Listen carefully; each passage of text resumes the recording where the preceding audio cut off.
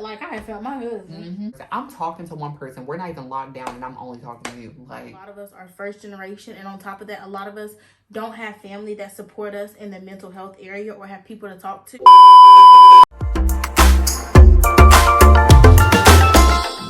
hey guys. Hi guys, it's Minnie and Elijah. And welcome to our channel. So, you want me to tell what we're doing or me tell? You can now. Okay, so we've been trying to get back consistent, which has been fun and stuff, but we realized it's so hard. We haven't really been talking to you guys and telling you guys like what's going on. Y'all don't know us anymore. And first of all, this is some Taylor Port. I posted it. Ugh, it's actually nasty. I'm gonna get through this. It's actually disgusting.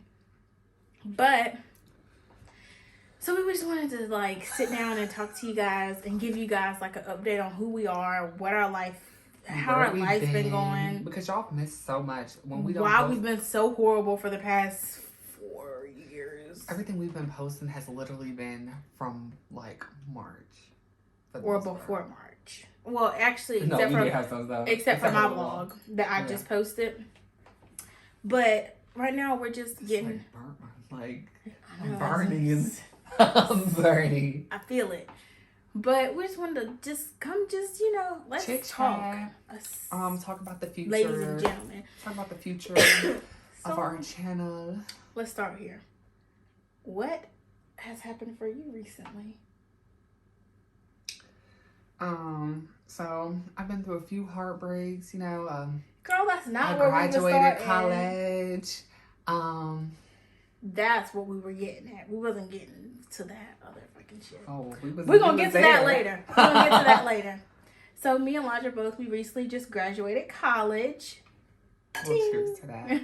Burn our throats a little bit.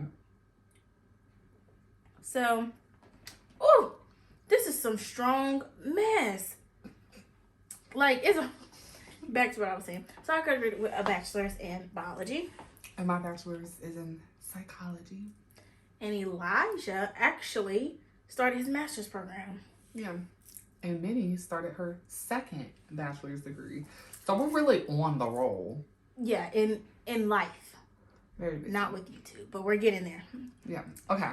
So after graduating, we had to, of course, move off campus, come back home.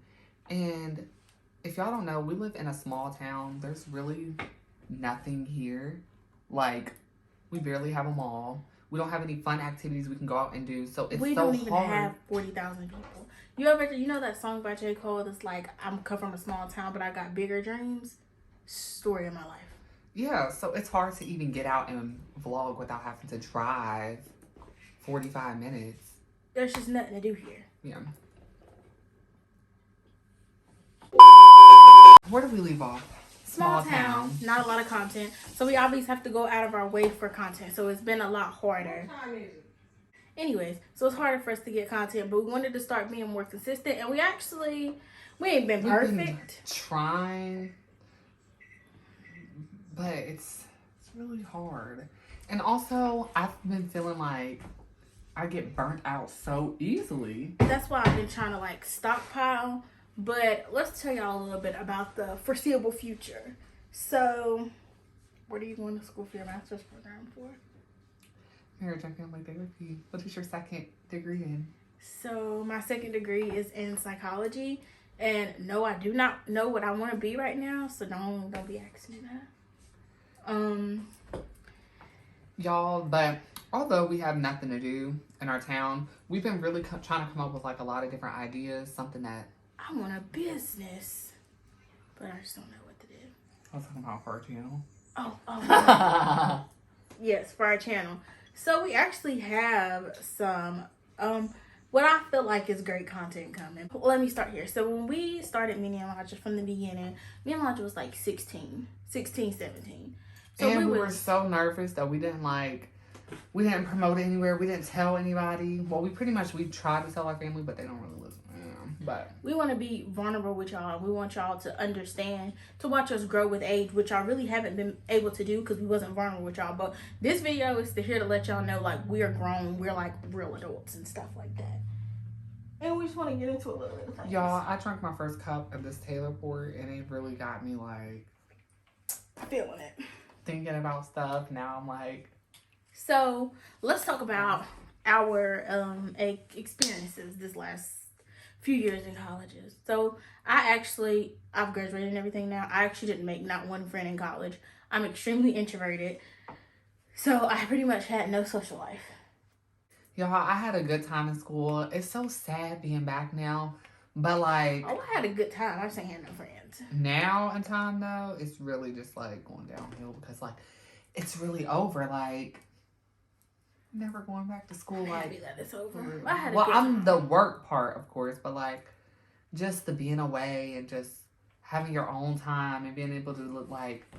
So, now we're about to get into some, like, You get more into your personal stuff. And not only y'all, so not only were we like been in school and everything's just been like real busy, but like we've been going through it. Oh my gosh, everybody in this house, they low-key hate us. Like ever since we've been at home, like it's always been something like slick shots. Like we're not allowed to grow and blossom.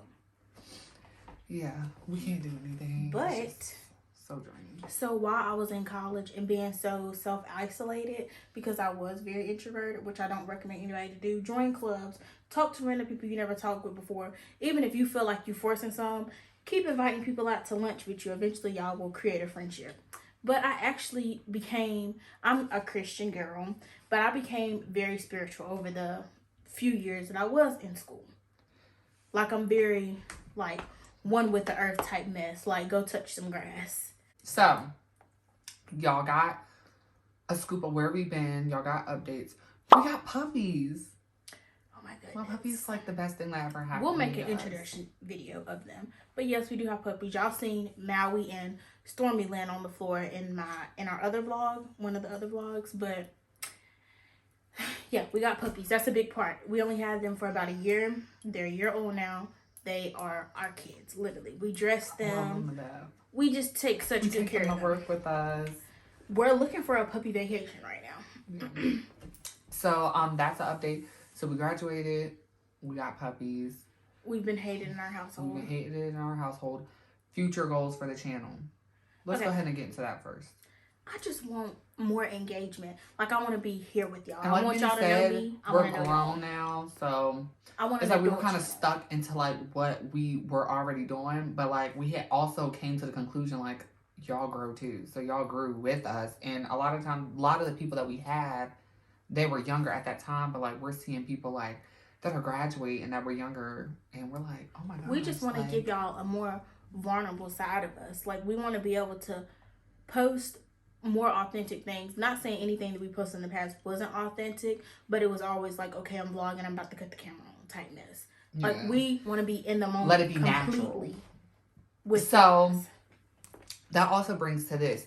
So we were doing a segment on our channel. It was called Get Advice on Your Life. Yes. And it was pretty much like where we like got everybody to send in advice that they needed on whether they wanted, like, you know, let us know if you want to be shown or not. And we were younger. So the people that were asking us for advice were kids. Yeah, and it wasn't Love really you like all the access. Crazy. I don't know why I couldn't do a heart right then and there. And we're going to tag that. I'll put it in the eye. But like you can send it to us on Instagram or email us if you need advice. Let us know, and because we would love to do that again. And but like the grown version now, like we're older. I mean, you could have like we're thinking what, once every month, once every 2 months. Yeah, once every month or twice. Depending on what y'all have to do. We're also, you guys, depending on how many we're gonna kick it off with this own separate video, just of general advice, but we want to give advice specific to you guys. Yeah. So because like we did it before, and that was like really cool. So if that was something that we could do, like every once in a while, just like go through our emails or go through our DMs and give advice on what you guys need, or just like put our little touch onto it and tell you what we would do if we were in that situation, I feel like that would be pretty cool. And this is a judgment-free zone. Yeah. I don't care. We'll actually get more into that. Yeah, we'll get more into it later, but that's just kind of like the direction we kind of want to go while still continuing some of the stuff we do, of course, but like That's kind of something. Let's touch on this a little bit. So when you're in college, mental health is so important. And I don't care if it's just the littlest thing that affects you. Mental health is so important. Y'all, my sophomore year, I did not know that I could ever be depressed. I was so depressed. I was crying. I was depressed. So I ended up being a 5th-year senior because I just graduated in May. But from was I a sophomore or junior when I moved in them apartments? Sophomore or junior year? I was a sophomore, so you were a junior. Okay. So my junior year to my 5th-year senior year, I was severely depressed. It was the worst time of my life. The worst year of my life. Like, I've never, like, y'all, I would literally go to work, to sleep, come home, and cry. And that was before I was even dealing with, you know who. So, like, I was literally genuinely just not happy. And I really could not pinpoint what it was. A lot of college kids get like that. Especially, you know, everybody gets like that one side, but especially Black college kids, because a lot of us are first generation. And on top of that, a lot of us don't have family that support us in the mental health area or have people to talk to that won't judge us or tell us that like how we feel are stupid. People that we don't have a lot of people to validate our emotions. And that's one big thing that I learned, like mental health is really important and you shouldn't like stick to a situation. If you know that you're in a situation that you're not happy in, just try to figure out a way to change it no matter how it may affect other people. And so like for me, I'll get more into like what kind of like catalyzed it at the beginning, but after I kind of got over that situation, I was still so sad. Like there doesn't have to be necessarily a reason why you're sad. I was just sad. Nobody even knew. Yeah. Like literally I would ride home from work and I'm just like crying, and I don't have a real reason for crying. I had a real reason, but then it stopped being real and I was still just the same sad. You know what it was? I was just drained. I felt like I'm doing so much constantly every day. It's just not moving. My life was just in a pattern. I felt like genuinely I didn't really have like a reason to wake up. But I kept having to wake up. And that was just draining. His was before, you know, all that happened. But I'll be a little bit more vulnerable and I'll talk about what catalyzed me. So I wasn't, like I said, even through college, I was very introverted. So when I was 20, I wasn't being extroverted, but I was being a 20-year-old. So I met a man who so happened he later on in life like became my first man, you know, all that stuff. So this man really broke my heart. Really took me like through a whirlwind. And at the time, we probably like stopped dealing with each other like December of 2020. And from December of 2020 to January, I lost 40 pounds, which I gained back, which I'm not happy about, but hey, at least I'm happy now. So he was kind of like the catalyst for me, but he being in that situation, it kind of made me realize that all these other years, because of how refreshed I felt when I was with him and stuff like that, it made me realize that I hadn't been living at all. Like I didn't have no memories to look back up. I had no fun. So all of my fun memories in college, other than my traveling, had been attached to him. Oh my gosh, y'all, that's another thing. We've been traveling so much, and we're actually trying something new this year. So we did travel this year too, but like because we've been going more out the country or like spending more like money when it comes to our trips, we've been trying to plan them a year ahead. So we've so far have 2 out of the country trips planned for next year already. And that's just another thing we enjoy doing. And sometimes it's really hard, like, because as much as we want to vlog and stuff like that, we be so, like, in the moment or, like, we be so in tune to what we're doing at that time that we don't think to, like, oh, let's pull out your camera or let's do this. And it's so annoying because, like, we want to get the content for you guys, but, like, it requires so much. You have to carry this stuff. And we're doing, like, a lot of water activities and stuff like that. So that's another hard thing. Yes. And we've done so much that we were not even able to show you guys. Like, we've already been to DR. We went to the Bahamas. We couldn't show them swimming with the dolphins. We went swimming with the dolphins. We went parasailing. We went kayaking in the ocean. We didn't show them any of that. Those were all water. Riding on horses through the beach. We've just done so much that we want to take y'all along with, and we're working on getting better with that. I want to invest my time and my money expenses into you guys. Yeah, so we'll try to like start getting more into like our traveling content and stuff like that, but like that's just kind of like a little piece of it. Oh my gosh, can we talk about how hard it is to get ahead in life when you're already behind to begin with. Okay, let's talk about that for a little bit. So I want to start up here and like make some sob story for you guys. Like me and Elijah, we're not poor. Like we didn't come from nothing. Like people say, everybody's like, I came from nothing. For example, me and Elijah, we are both first gen college students, and we also both come from families that didn't really have like any savings or like emergency funds. They're not really good at managing money. Yeah. So we're not that good at managing money. When we get money, we spend, and we kind of get those habits from like our parents and stuff like that who didn't kind of set that foundation. So it's hard for us to build like a catalyst and stuff like that when all your money is going towards bills or it's going towards something, or you want to travel. Like, we don't want to stop our lives just to save money. Or you're in school and you can't strictly just focus on school because you have to work, because you have to pay this, or you just have to do this, or you just don't want to call and ask for this. It's just like... Yes. It's so hard. And I like, now that I'm out of school, like, I could probably like see it from a lot of people's point of view. Like, there's a lot of people that probably go through this, and it's like, and imagine you want to do better for yourself, but a lot of times you're doing better because be a full-time student working, and also like me and Laura was saying, going through mental health things. It's very hard, especially being a first-generation college student, because when you call home, it's like, oh, work or school is really draining me. They don't know what you're talking about. They're like, well, it can't be that bad. There's a million other people doing it. And it's like, no, I'm not saying I can't do it. I'm just saying I'm really going through a time right now. It's crazy. And that's like, and not only that, y'all, so if you are going through this, you can get through it. And as long as you're trying your hardest, you will get through it. It's just like, we have to think about other stuff that also came into play. Like, we got COVID. COVID came, and at the time, it didn't seem like it was a huge issue to me, because like I only got it once when when COVID first came out. We got it that one time together, and then we was getting that money, so we were like, oh, they just sent us this little extra money or whatever. I wasn't getting any money, but they were sending those stimulus and stuff, and it was just like, it really wasn't nothing to us. We still had to work. We were still doing our online school. We were, what do you call it, emergency workers, people that didn't get any time off because of COVID.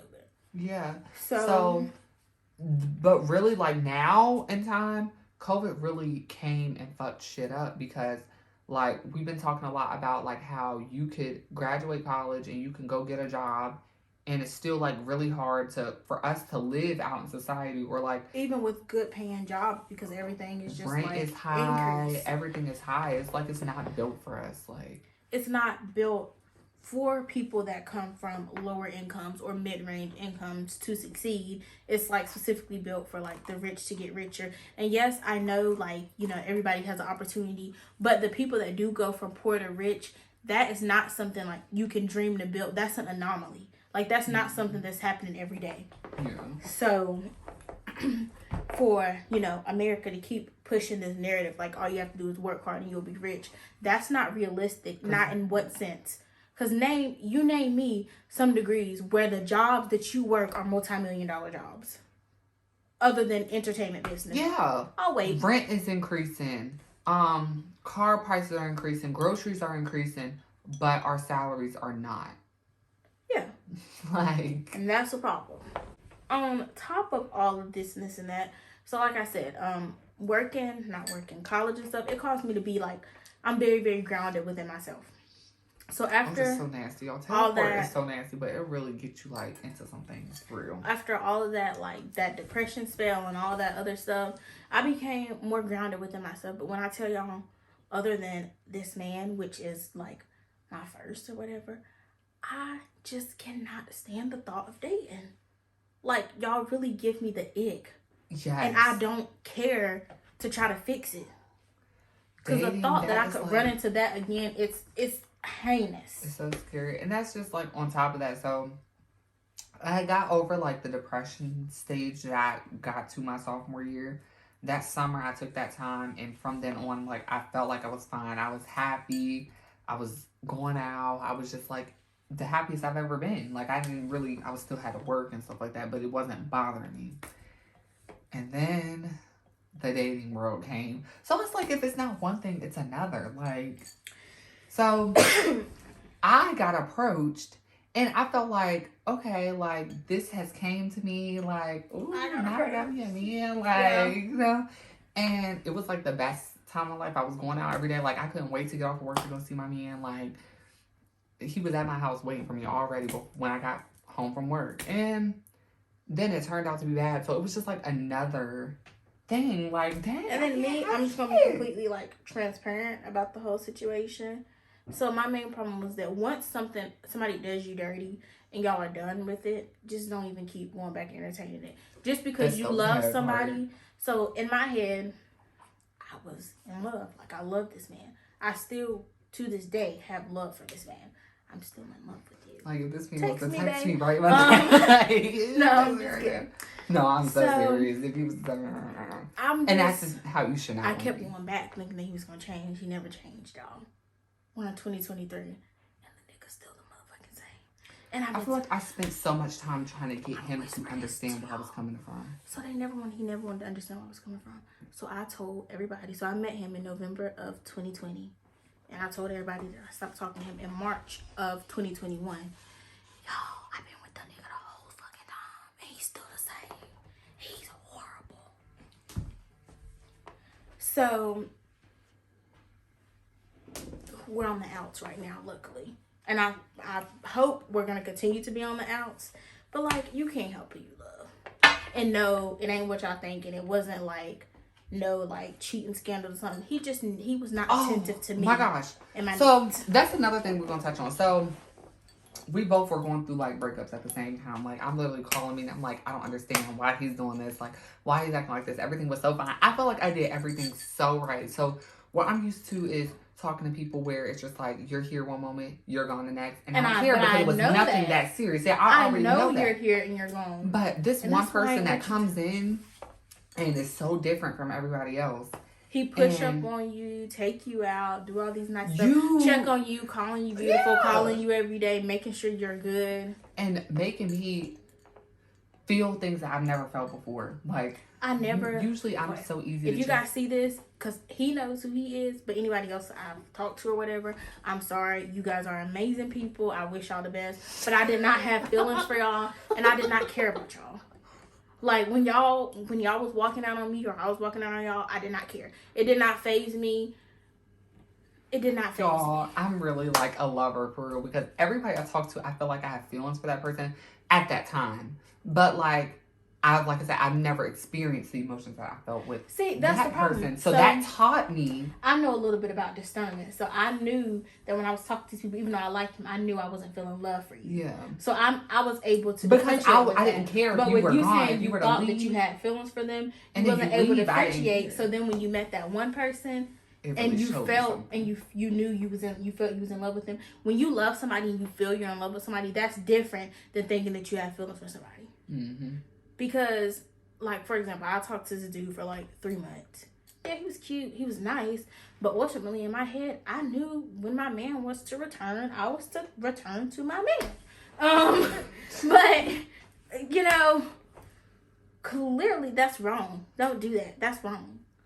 Yeah, and I just feel like that's another thing. Like I said, I felt like I did everything right. I feel like I was the perfect girl. Yeah, like based off of like things that I've been through in the past, I'm like, okay, he's showing me this. It's going good. So I'm not getting sex involved. I'm not doing no like argument. I'm gonna, if I feel a type of way, I'm gonna express that I'm feeling that way. I'm not like, and it still went wrong, and it was not me. And I literally, that was something I came to terms introverted. with. Well, I don't know if Elijah knows this about me, but I'm not the greatest with physical touch.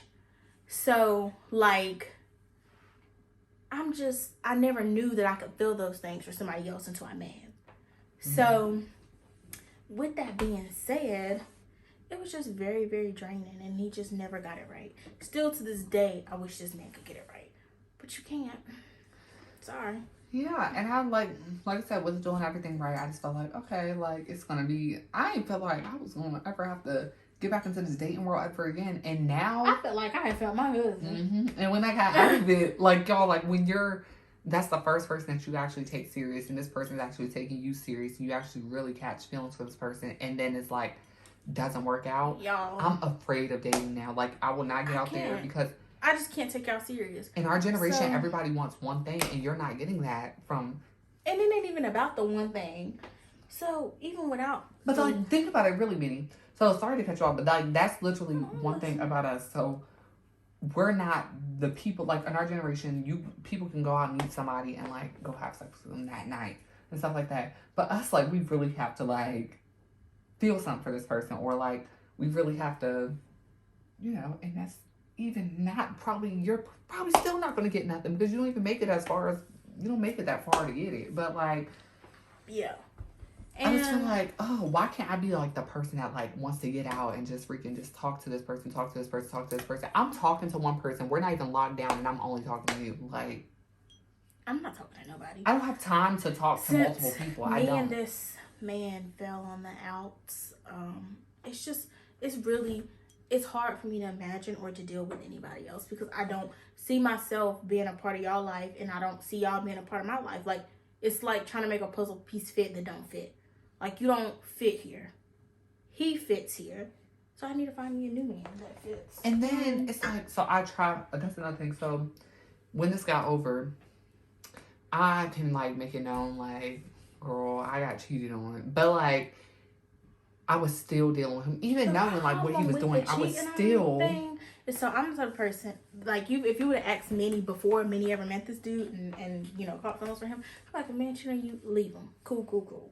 Still, I still actually agree with that. But the problem with that is that I don't. Now that I'm older and more mature, I actually believe that you can actually come back from that. Depending on how it was done. Now I could list out some things that's just a no-go for me, but it's gonna step on some toes, so I won't.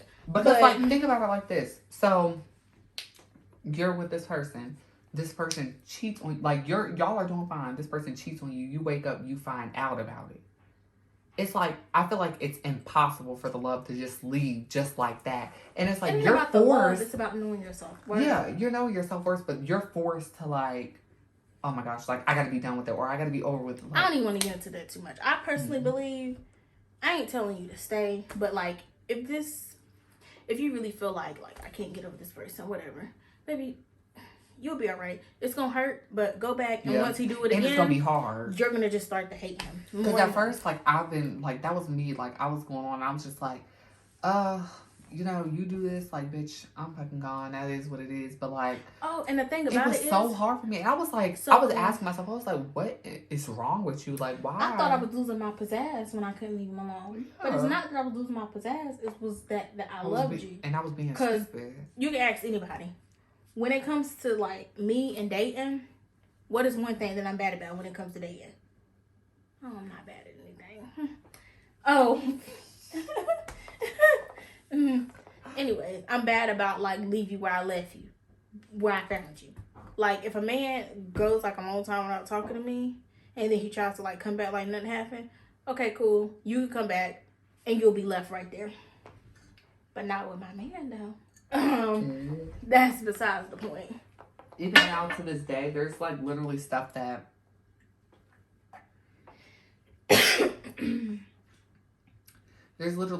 I've allowed this man to do that I would not allow ever with anybody else.